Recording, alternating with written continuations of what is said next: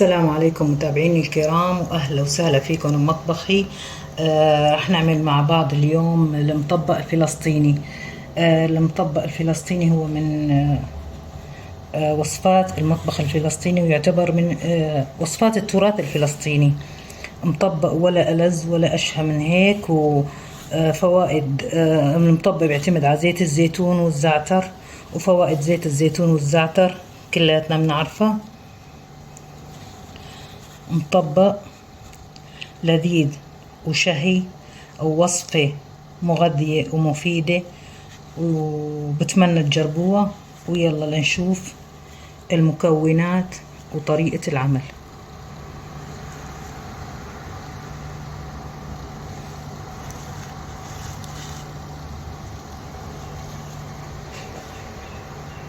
هلا بلزمنا للعجينة نساوي العجين وطحين. رح احط 5 كاسات طحين، بنخلهم كويس. ننخل الطحين مشان اي شي شوائب تكون موجودة في الطحين تروح، حتى الطحين يتهوى معنا بيعطينا نتيجة افضل.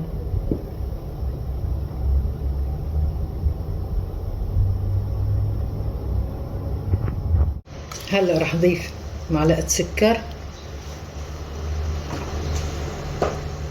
معلقة خميرة،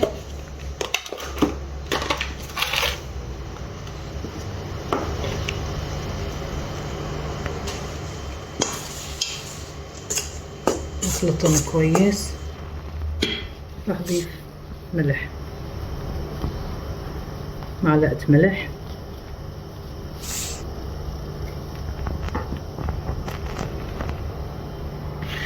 بحط كاسة مي وباخدهن على العجان، وبشوف اذا بيحتاجوا مي اكتر، والمي لازم تكون دافية.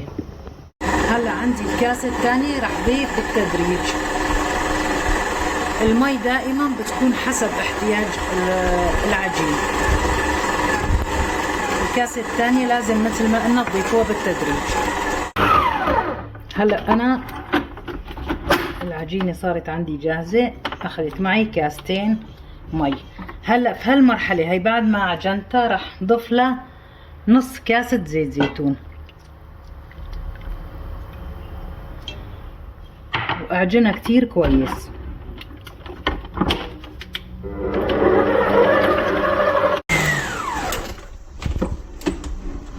هلا انا هيك العجينة صارت عندي جاهزة.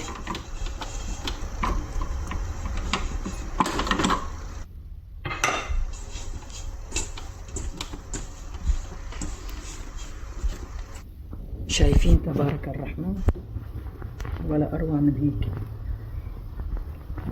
هلا هون دهنت هي بزيت زيتون وبحطيتها، بدهن هيك الوش شوي زيت زيتون، وراح اغطيها وخليها ترتاح حوالي نص ساعة. انا لبين ما تختمر عندي العجينة راح جهز الحشوة.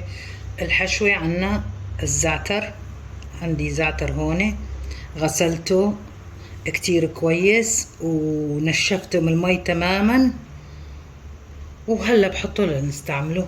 اول شي بيلزمني بصل، عندي 4 بصلات فرمتن فرم ناعم، يعني لا ناعم كتير ولا خشن، يعني يعتبر وسط، انه قريب للنعومة اكتر. رح ضيف عليهم معلقتين سماق، بنضيف السماق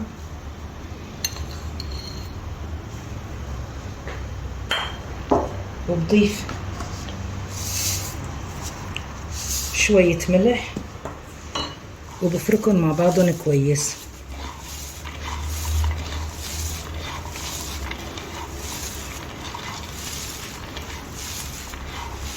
حتى يتدبل معي البصل شوي. هلا رح اضيف نص كوب زيت زيتون تقريبا. والمكون الاساسي عنا بالمطبق الفلسطيني زيت الزيتون والزعتر. هلا هيك خلطناه بنحطه على الطرف، بنجهز للزعتر. انا الزعتر عندي هذا هون، الزعتر هذا هو الزعتر. رح هيك بس يعني افرمه فرمه ناعمه، لانه شوي عندي الزعتر خشن، بس هيك يعني شايفين.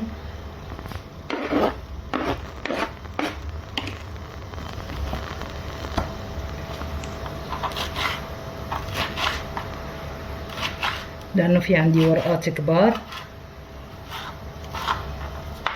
هلا في ناس بتفرمه ناعم، في ناس بتخليه ورق مثل ما هو، او كمية الزعتر حسب المقدار اللي بدك اياه انتي. هلا بنخلطه في بعضه.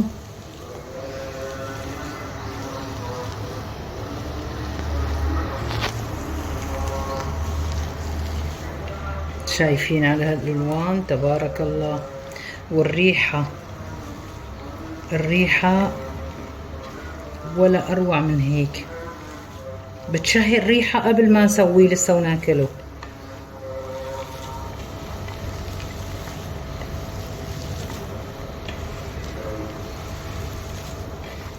رح احط له بس معلقة صغيرة فلفل اسود.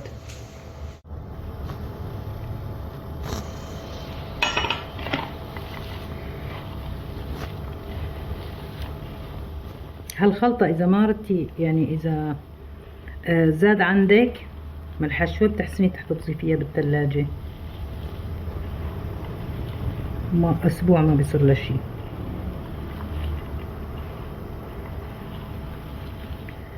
لازم واحد يستعمل ايديه، سبحان الله يعني الايد غير شكل. طبعا في هلا ناس بيقولك ليش ما لبستي جلافز، ليش لا، يعني وحدة عم تشتغل في بيتها واكيد رح تكون غيسلة ايديها مرة وتنتين وثلاثة، وكلياتنا ستات البيوت يعني بتعرفوا، وحدة ما بتستحكم الا اذا يعني الجلافز شوي بلبك، يعني بتحسي هيك في الشغلة اللي عم تعمليها بملمس ايدك اكتر. هلا هيك عنا الحشوة جاهزة. اختمر عندي العجين. هلا انا راح اقطعه. عندي هون الصينية هي دهنتها بزيت زيتون، راح اقطع العجين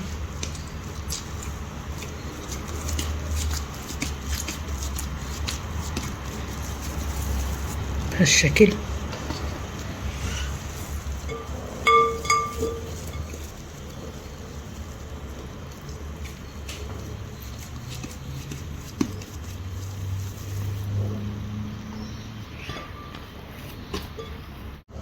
هلا قطعت العجين، صاروا عندي 7 كور. راح ادهنهم كمان هيك زيت شوي، خليهم حوالي ربع ساعة قبل ما نشتغل فيهم، نغطيهم ونخليهم ربع ساعة. هلا عندي هاي الصينية بدهنها زيت زيتون،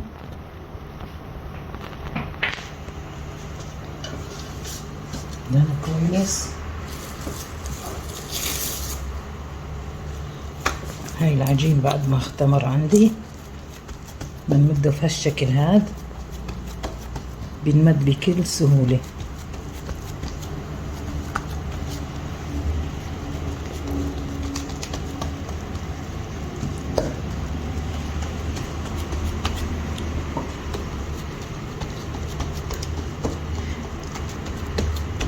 مديناها بهالشكل.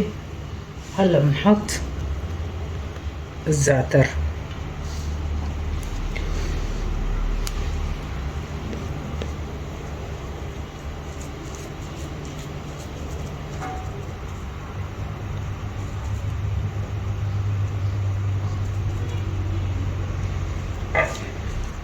بعدين بنجيب هالطرف هيك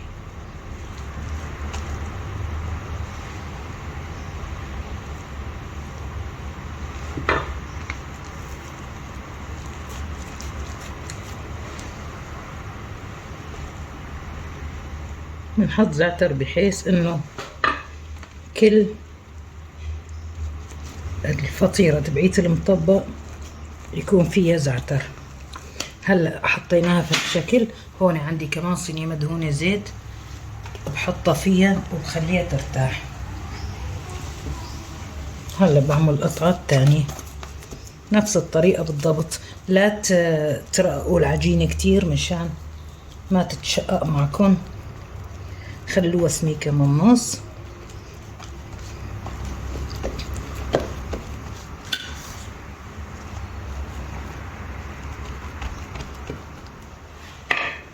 نفس الطريقة. كونوا كريمين بالزعتر بتطلع كتير طيبة.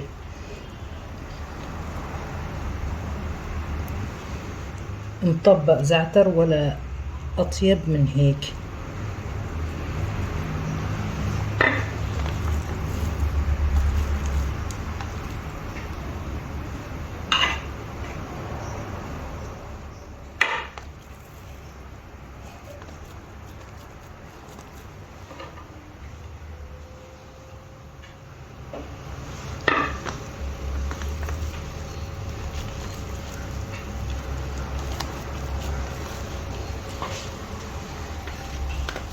كلهم بنعملهم بنفس الطريقة وبنخليهم يرتاحوا.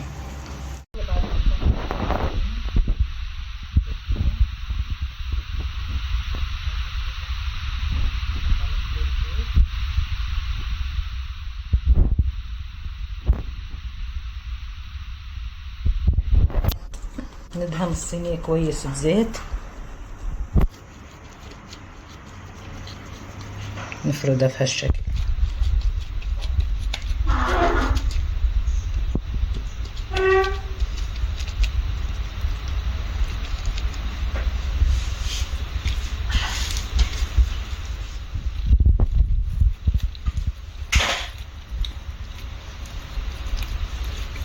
أنا مشغلة الفرن. هلا بدخلهم على الفرن. كل الكمية بنمدها على هالشكل.